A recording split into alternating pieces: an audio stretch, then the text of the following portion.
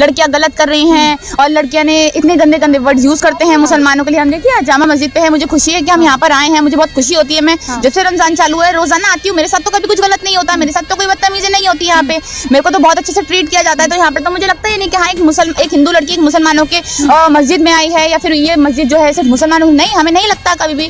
पर जब इनकी बेटियां खुद की, आपने देखा अभी ये एक ढोंगी सा बाबा है जो आजकल खूब चर्चा में है, इनका बीजेपी का खूब बोल रहा था हिंदू राष्ट्र बनवाऊंगा। मुझे तो खैर मैं उसका नाम भी आपके चैनल पे, बागेश्वर, उसका तो बाबा बोलना ही उसको बेकार है। बागेश्वर इंसान जो है उसकी खुद की बहन मुसलमान से शादी करके बैठी है, उसने ये बोला है कि हम हिंदू राष्ट्र बनाएंगे और मुसलमानों से बात क्या राब्ता भी ना रखना चाहिए। और खुद की बहन अगर मुसलमान से शादी करती है तो उन्होंने बोला कि वो मेरे मित्र हैं, उन्होंने यहाँ तक की बोली कि मेरे मित्र हैं। उन्होंने यहाँ तक कि हम देखेंगे RSS के जो भागवत है उनकी बेटी जो है उन्होंने मुस्लिम से शादी करी है।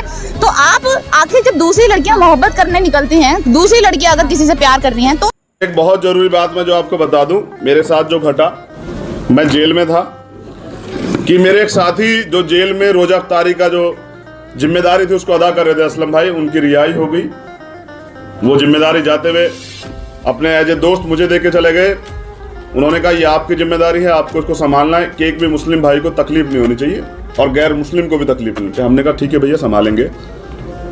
तो मैंने अपने साथियों डिस्कस भी किया, जब जेल में कोई नया मुस्लिम भाई आता था बंद होके तो वो तीसरे दिन चंद्रशेखर से मिलने के लिए आता था। तो मैंने पूछा, जब भी आता तो खबर आती कि भाई कोई मिलने के लिए खड़ा हो, तो हम जाते मिलने, भैया बताओ क्या बात थी। बोले कि यार हम आपको सिर्फ देखना चाहते थे कि तुमने क्या तो पिला दिया यहाँ के मुसलमानों को कि यहाँ के मुसलमान दुआ में आपकी रिहाई की ज्यादा बात करते हैं, अपनी रिहाई की बात कम करते हैं और कहते हैं कि भाई चंद्रशेखर भाई को रिहा करा दो। तो हमें लग रहा है कि आने वाले समय में हमारी बात भी कोई रख लिया करेगा।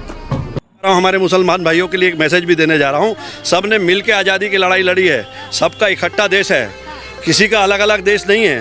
तो अभी उनके लिए क्या ड्यूटी बनती है? देखो सियासत उनको रॉन्ग साइड में डाल रही है, रॉन्ग साइड में आने से आपका भी चालान होगा। हमको रॉन्ग साइड में नहीं आना है। कुरान में पैगंबर मतलब होता है खुदा का पैगाम लाने वाला पैगंबर, वो पैगंबर खुदा के सबसे करीब होता है। सारे लोग कुरान में कहीं भी ऐसा मेरे को बता दीजिए लिखा, जो मेरे मित्र हैं मुझसे बताते हैं, कुरान जी के पाक शरीफ जो है बहुत पाक अलहदा जो है हमारा एक खुदा ने हमको नेमत बख्शी है, उसमें कहीं भी हिंसा की जगह नहीं है।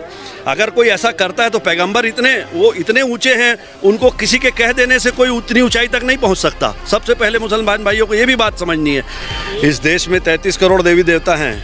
कभी हमने ज़मीन खोदा, वहाँ से आलू निकल गया, उसमें भगवान, हम लोग यही करते रहे। भगवान इतना सस्ता नहीं है कि खोदने से मिल जाए। एक